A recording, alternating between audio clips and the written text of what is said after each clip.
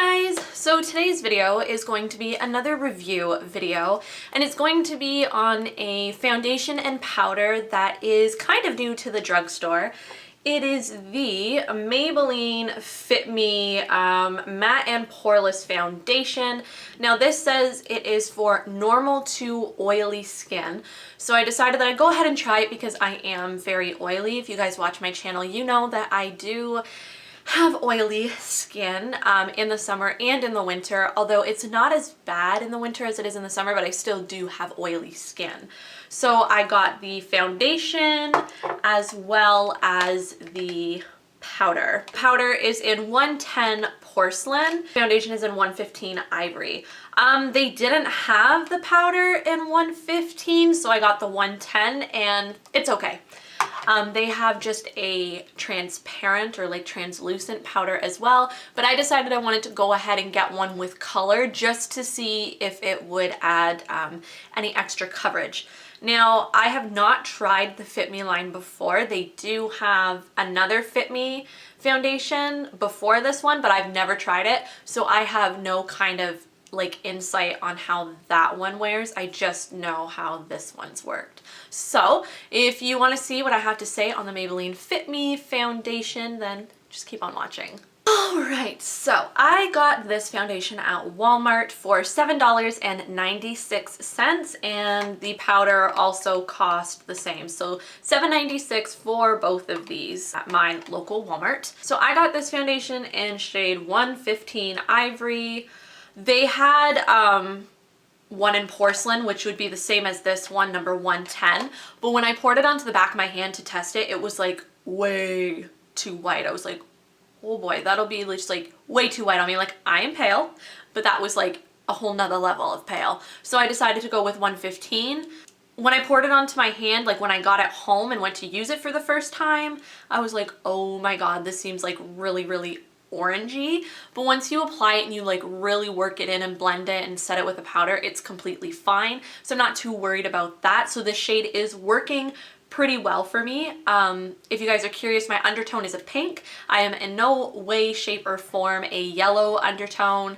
I just don't have the natural olive and golden tones to my skin. I'm very much a pink undertone. I tend to burn really easily. It's almost impossible for me to tan without some sort of help. So it claims to be matte and poreless. It says it is for normal to oily skin. Like I said, I am oily. I do have some dry patches in the winter, but I always moisturize my face before I put any sort of makeup on it. So that kind of helps with the dry patches that I do experience, which is pretty much only like around my nose area and sometimes like right in the middle of my eyebrows, but it's pretty much just like in that area. But when I get oily, it's all like throughout here and sometimes on my chin.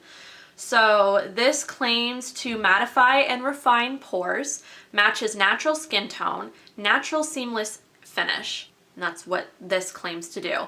So right away, I will say that when I wear this, I notice that my pores aren't as noticeable, but I wouldn't say that it like totally makes them go away. Not that it's claiming to make your pores like go away, but it does help a little bit for making it a little bit smoother. I will agree that it does mattify. That could be because I've used it with the powder, but I've noticed that I don't get as oily with this foundation as I do with other foundations. I'm not going to say that this keeps me completely matte because it doesn't. I still get oily, my oil still comes through, but it's not nearly as bad as with other foundations. So I applied the foundation two ways, and each time I applied it exactly the same.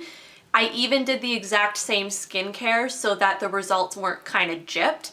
So when I washed my face, I used the Clean and Clear Morning Burst because it has like tiny little exfoliants in it, and I noticed that my skin was like a little bit rough, so I decided that that would be the face wash that I was going to use before testing out this foundation.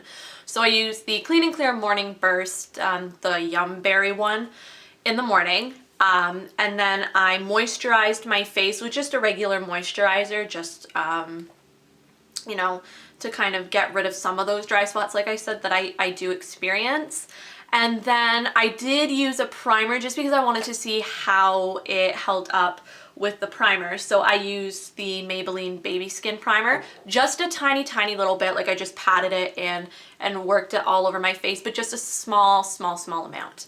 So the first time I went to use the foundation, I used the Quo blender sponge. Yes, it's dirty right now, forgive me. I used the Quo blender sponge.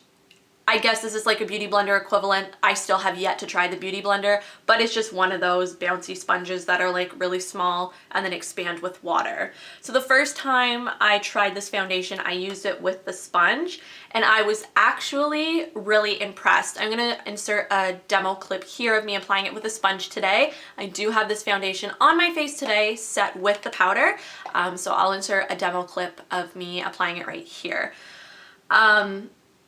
I really liked using the sponge for this foundation because I found that you could apply it a lot easier. Like it went on nice and smooth and it just glided right on, and it was easy enough to build up coverage with the sponge without it looking cakey. The sponge kept it looking pretty natural, and it's probably because like the sponge is wet, so it's not absorbing everything. You know what I mean? Like it's not all sitting in one area of the face. It's kind of evenly distributing it. And I was able to get a nice bit of coverage with the sponge. Throughout the day, it wore really, really well with the sponge as well. I even had to reapply my foundation at one point because it kind of broke away around like my mouth area and on my cheeks. Forewarning, this foundation does not hold up very well to kissing, but I don't really think any foundation does, but you know, just a brief heads up there. But it wore really well, and even when I applied a little bit of foundation back over top, and this was after powder had been applied, it still went on kind of nice, so that kind of shocked me.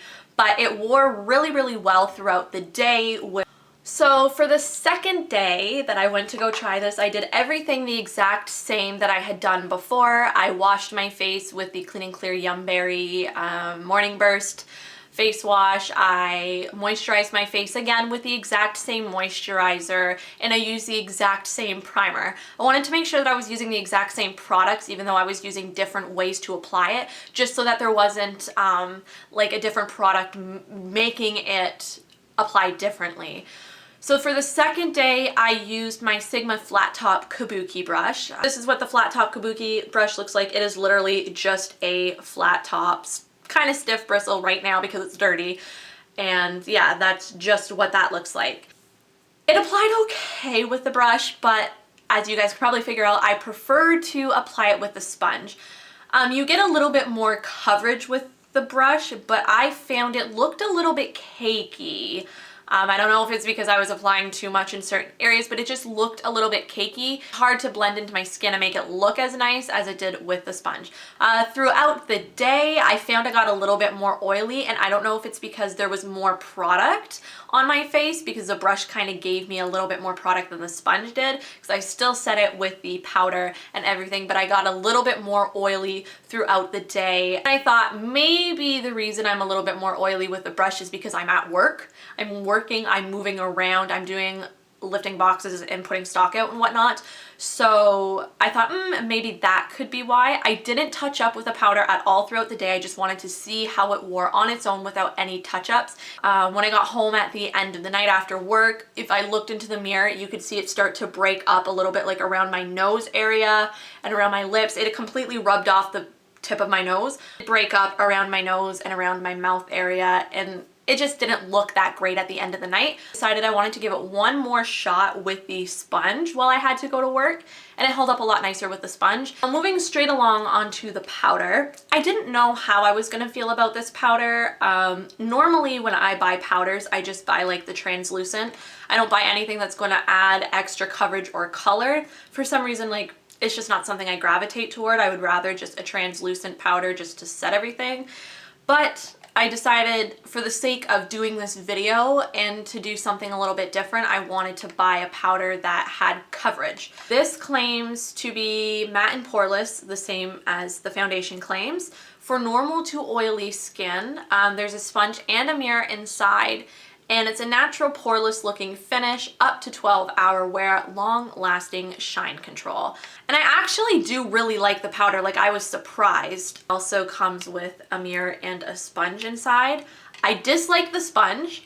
I don't think it's very effective to apply it with a sponge at all. Applying this, I would highly suggest to apply it with a brush.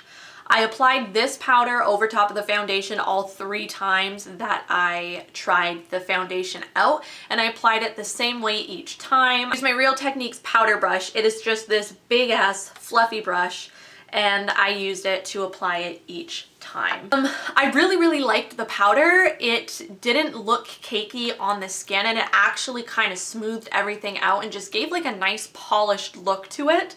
I've used this powder with my Garnier BB cream just over top after the BB cream has set, and it actually helped the BB cream last longer and kind of made my skin just look a little bit more polished and finished. So I like those two together as well. So in terms of this keeping you matte and kind of making everything seamless and poreless, I would give it a thumbs up for that.